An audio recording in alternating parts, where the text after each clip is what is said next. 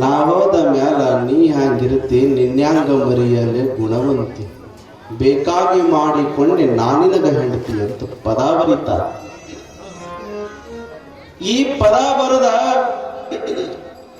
ಅಲ್ಲಿರುವಂತ ಶಿಷ್ಯರು ಕೇಳ್ತಾರ, ಯಪ್ಪ ಮಡಿವಾಳಪ್ಪ, ಈ ಪದಕ್ಕ ಕಾಗಿಗೂ ಏನ್ ಅರ್ಥ ಅಂತ ಕೇಳಿದ್ರೆ ಮಡಿವಾಳಪ್ಪ ಅಂತಾನ ಬಂದಿರುವ ಕಾಗಿ ಗುರುಮಾ ಅಂತಿದ್ದಂಗ ಅದು ಯಾಕೆ ಬರಾಕತ್ತದ ಅಂದ್ರೆ ಮಡಿವಾಳಪ್ಪಗ ಬಾ ಅನ್ನಕತ್ತದ, ಕರ್ಕೊಂಡು ಹೋಗಾಕ ಬಂದದ.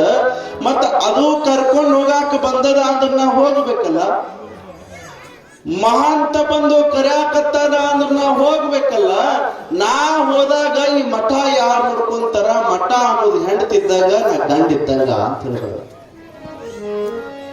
ಕಡ್ಕೋಳ ಮಠ ನನ್ನ ಹೆಂಡತಿ ಇದ್ದಂಗ ನಾ ಗಂಡಿದ್ದಂಗ, ಮತ್ ನಾ ಹೋದ್ಮೇಲೆ ನನ್ನ ಹೆಂಡತಿಗೆ ಯಾರು ನೋಡ್ಕೊಂತಾರ ಅಂತ ಈ ಪದ ಬರದ ಮಡಿವಾಳ.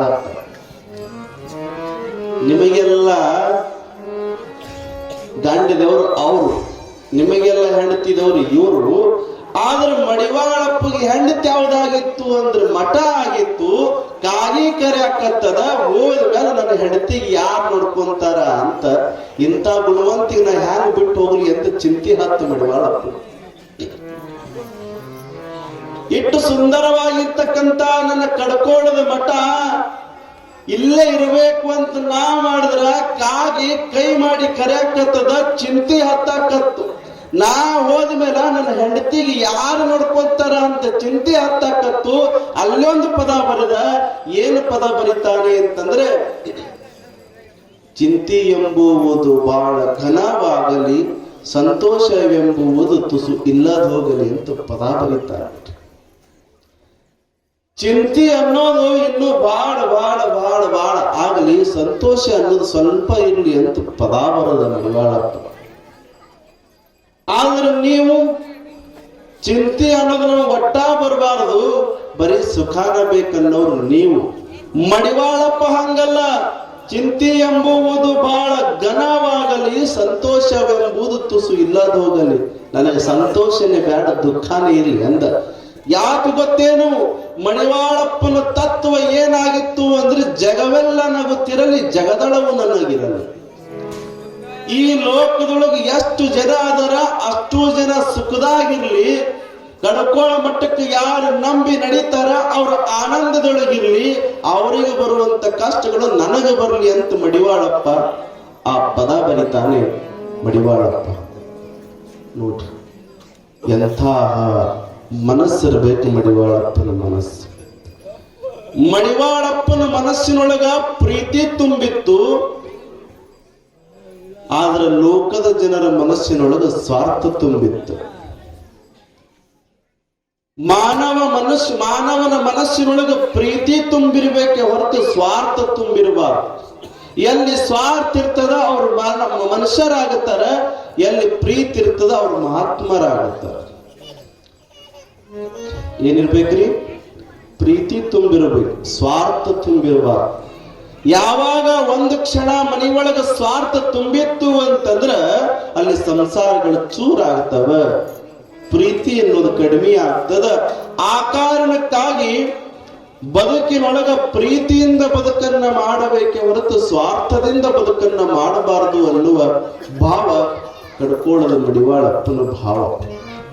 ಅಷ್ಟು ಆ ಕಡ್ಕೋಳದ ಮಠವನ್ನ ಪ್ರೀತಿಸ್ತಾ ಇದ್ದ ಮಡಿವಾಳಪ್ಪ.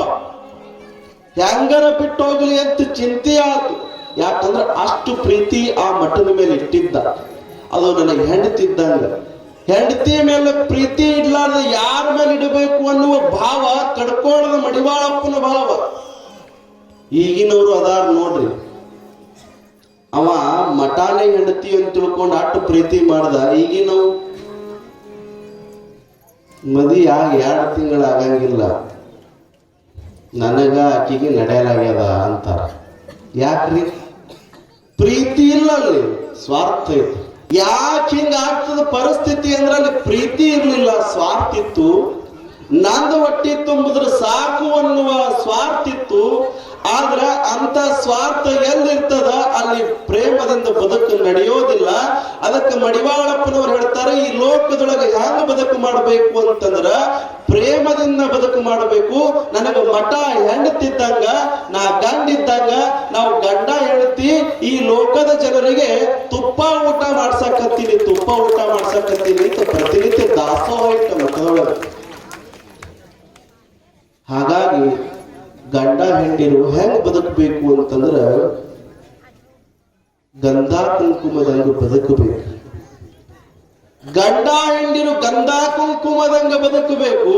ಹೆಂಗ ಮಡಿವಾಳಪ್ಪನವರು ಕಡ್ಕೋಳದ ಮಠವನ್ನು ನನ್ನ ಗಂಧ ನನ್ನ ಕುಂಕುಮ ಅಂತ ಹೆಂಗ ಅಪ್ಕೊಂಡು ಬದುಕ್ತಾ ಇದ್ರು, ಹಂಗ ಸಂಸಾರಿಕರು ಕೂಡ ಹಂಗ ಬದುಕನ್ನ ಮಾಡಿದಾಗ ಮಾತ್ರ ನಿಮ್ಮ ಭಕ್ತಿಗೆ ಆ ಪರಮಾನಂದೇಶ್ವರ ಮೆಚ್ಚುತ್ತಾನೆ. ಸತಿಪತಿಗಳೊಂದಾದ ಭಕ್ತಿ ಹಿತವಾಗಿಪ್ಪದ ಶಿವನಿಗೆ ಗಂಡ ಹೆಂಡತಿ ಕೂಡಿ ಮಾಡುವಂತ ಭಕ್ತಿ ಆ ದೇವರಿಗೆ ಸಮರ್ಪಣೆ ಆಗ್ತದೆ ಅಂತಕ್ಕಂಥ